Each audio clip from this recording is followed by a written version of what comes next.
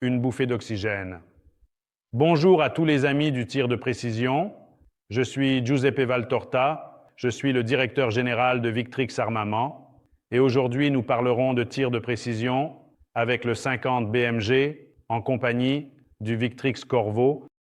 C'est l'un des calibres les plus connus car au fil des ans, il a été utilisé sur différents systèmes d'armes. Mais jusqu'à il y a quelques années, il n'était pas utilisé dans les armes portatives pour le tir de précision. En réalité, il est né comme calibre antimatériel, mais malgré ses grandes qualités en termes d'énergie, il n'a jamais été pris en grande considération pour les tirs de précision à longue distance.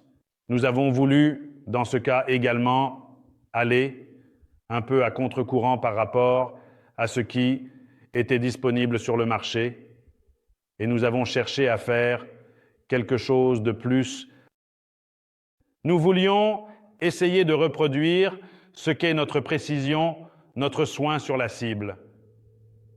Dans les armes sportives ou dans les armes pour le tir de précision, même dans un calibre comme le 12.7 qui n'est pas vraiment conçu pour cet usage, le Corvo naît ainsi à la recherche de l'extrême précision sur la cible avec de grandes énergies. Parlons en fonction de la munition, utiliser d'énergie allant de 14 000 à 17 000 joules à la bouche. Donc, vous comprenez très bien la quantité d'énergie que cette arme peut libérer. L'un des dogmes, avec la précision sur la cible, était la facilité d'utilisation, donc en passant par l'élimination ou l'atténuation du recul du fameux recoil. Je dirais que nous y sommes parvenus. J'ai essayé de faire tirer des personnes qui tiraient pour la première fois avec une arme de sniper et pas nécessairement avec des corpulences moyennes ou moyennes maxi, comme les miennes, en les mettant à l'aise. Notre dogme sans recul vise à retrouver le ressenti que notre arme dans le calibre maximum doit avoir. La facilité d'utilisation passe par le fait de pouvoir rester sur la cible, même immédiatement après le tir, et pouvoir répéter le tir de manière aisée et rapide en cas de nécessité. Dans certains états, c'est un calibre qui peut également être utilisé au niveau sportif. Il existe donc des compétitions où le 50 BMG est utilisé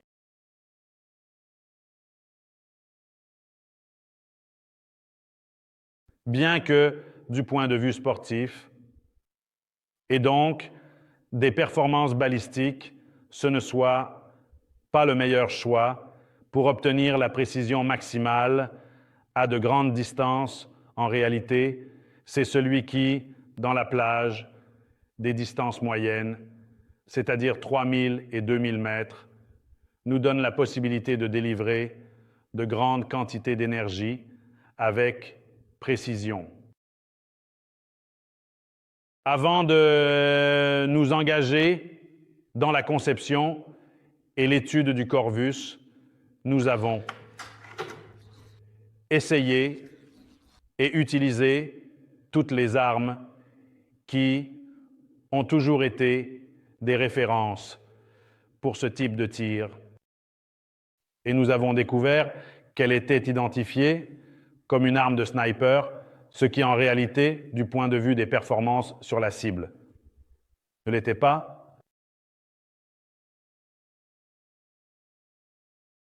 De quelle manière nous considérons dans le monde du tir de précision une plateforme d'armes suffisamment précise pour être définie comme arme de tir de précision si elle est au moins sous une minute d'angle. Nous parlons d'environ 30 cm à 1000 mètres comme dispersion angulaire des coups et, objectivement, dans la plupart des cas, avec des armes couramment disponibles sur le marché. Dans ce calibre, nous avons relevé des dispersions allant jusqu'à 1 MOA et demi, 2 MOA de dispersion en millimètres. Ainsi, l'objectif était d'avoir une arme à définir. Comme sniper, nous voulions descendre sous 1 minute d'angle, une arme facile à utiliser, une arme qui n'ait pas de recul, une arme qui permette de répéter le tir rapidement en cas de besoin. Car comme vous le savez, elle est utilisée comme calibre et comme système d'armes par différentes forces armées à travers le monde. Victrix fournit déjà depuis quelques années des forces armées étrangères et aussi italiennes, mais pratiquement dans chaque coin du globe. C'est pourquoi nous avons commencé à travailler sur certains aspects techniques, cherchant à reproduire certains choix techniques d'armes, principalement dédiés à l'usage sportif, même pour le secteur professionnel. Le premier prototype, réalisé plus ou moins au début de 2015, a été fait, avec une crosse et une forme légèrement différentes de celles que nous pouvons voir aujourd'hui sur l'arme de série. Il ne présentait pas cette forme de garde-main, avait un système de châssis monobloc et une crosse légèrement différente qui, anecdote, à cette étape, était en prototypage rapide, donc nous avions la partie centrale en métal, mais la partie arrière était faite en matériaux plastiques d'impression 3D. Mais justement parce que nous croyions au recul minimal possible, nous pensions qu'il était possible de procéder à un test fait de cette manière, donc amené sur la ligne de tir. Nous nous étions équipés de sacs de sable pour le maintien de l'arme, pour le support et pour le blocage. Mais à la dernière minute, nous avons décidé de faire quelque chose de différent. Ce n'était pas la première arme que nous fabriquions, mais c'était la dernière d'une série. Donc, du point de vue de l'expérience sur les calculs structurels et les analyses, nous pouvions être sûrs de ce que nous avions fait. Donc, nous avons mis de côté des sacs de sable et diverses cordelettes pour faire le test. Et je me suis placé derrière l'arme. Donc, le premier tir a été tiré, non pas avec un système automatique, mais par moi-même, où j'avais demandé à un collègue de filmer avec son téléphone, ce qui était devenu assez une tradition, car déjà avec la première arme, un Gladius en 308, ils avaient fait plus ou moins la même chose. Donc, comme prévu et comme demandé, il s'est mis à côté de moi avec le téléphone à la main, mais le dernier tir qu'il avait immortalisé était un 308, donc prêt à tirer. La vidéo commence et au premier coup, nous avons miraculeusement perdu la trace de la vidéo parce que le téléphone a commencé à voler dans les airs car, pris de peur, mon collègue a lancé le téléphone en l'air et s'est mis à courir en criant parce qu'il ne s'attendait pas à un tel déplacement d'air et à un bruit aussi assourdissant.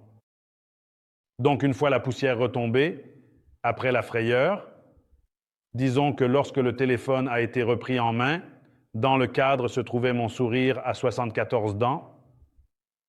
Pourquoi?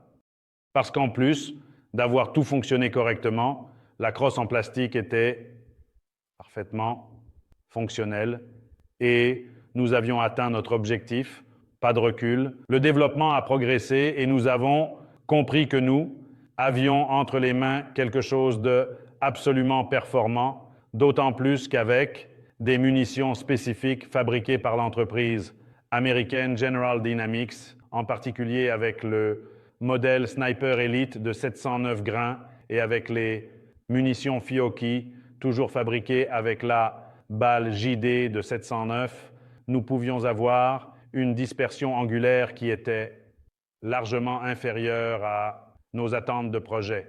Nous avions imaginé comme objectif d'être sous la minute d'angle et nous étions en réalité largement sous. la minute d'angle. Ainsi, les tests nous ont montré que nous pouvions rester dans des conditions évidemment optimales à 1000 mètres, disons pour avoir un ordre de grandeur mesurable avec environ un demi-minute d'angle de dispersion avec cette munition. Un résultat que, objectivement, nous n'avions pas rencontré sur les armes présentes sur le marché. De là, nous avons commencé à affiner toute la partie ergonomique, la partie design, la partie manipulation, et nous avons uniformisé les choix techniques et de design pour toutes les armes de la série professionnelle de Victrix. Ainsi, nous trouvons notre garde-main usiné dans la masse avec des fenêtres latérales selon la norme M-LOK pour l'utilisation d'accessoires avec attache unifiée M-LOK, un rail supérieur aligné au rail de l'action inclinée de 45 MOA pour maximiser les capacités de tir de l'arme, tout en maintenant toujours alignés les systèmes d'éclairage et de visée. Un châssis monobloc inférieur qui va de la poignée à la partie intérieure où nous avons usiné 2 Picatinny, un avant pour la tâche du bipied et un arrière pour la manette multifonction habituelle que nous avons déjà expliqué dans une autre vidéo. Complète un chargeur monofile de présentation unique en polymère de 7 coups, détente réglable en poids de lâcher, position de la gâchette et engagement à double étape convertible en simple étape via une goupille, l'action ultra éprouvée en AISIS 130 usiné par fraisage et rectification, notre culasse qui se présente ici dans un format que je qualifierais de maxi fabriqué par tournage et rectification. Notre revêtement en PVD, déjà vu et maintes fois loué, contre les actions corrosives ou abrasives des environnements sablonneux ou salins, la crosse habituelle de la série fin multiréglable avec un appui réglable en hauteur par levier, le pad de crosse réglable en profondeur et en hauteur par bouton, le monopied intégré avec réglage micrométrique et le repliable sur le côté du levier d'armement qui protège celui-ci et peut être actionné d'une seule main. Pour compléter l'arme, nous avons conçu un frein de bouche, dans ce cas à 4 chambres, qui canalise toute l'énergie en notre faveur, permettant d'exploiter toute l'énergie des gaz en expansion à la sortie et du canon pour contrer le recul de l'arme elle-même et créer le fameux effet sans recul. Pour compléter l'arme, nous avons pensé à un suppresseur, un réducteur de son qui maintiennent inchangées les caractéristiques de précision de l'arme elle-même qui nous permettent de tirer sans utiliser de casque qui ne soulève pas de poussière dans le cas où nous devrions tirer dans des conditions poussiéreuses ou sur un sol sablonneux. Nous avons obtenu un suppresseur de son qui réduit la pression sonore jusqu'à 64 décibels. Vous qui êtes technicien et savez très bien que c'est une valeur logarithmique de la pression sonore, savez qu'en partant de 175 décibels pour arriver à environ 131, 132 décibels, cela signifie réduire la pression sonore presque de moitié. Que dire? Il ne vous reste plus qu'à l'essayer.